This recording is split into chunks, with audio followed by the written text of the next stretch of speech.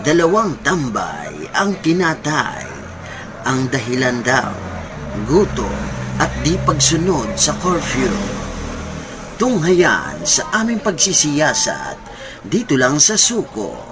Scenes of Corona Operatives. Excuse me po. Sigurado po akong wala akong mahahawaan sa inyo. Dahil di ako makalabas sa cellphone nyo. Dahil 24 oras naka-aquarium din ako. Quarantine pala.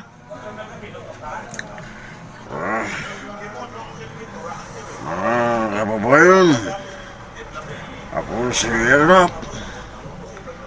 Hirap maglakad. Hirap magsalita. Hirap para sa mahirap. Hi, hello. Ako po si Paring Ray Langit.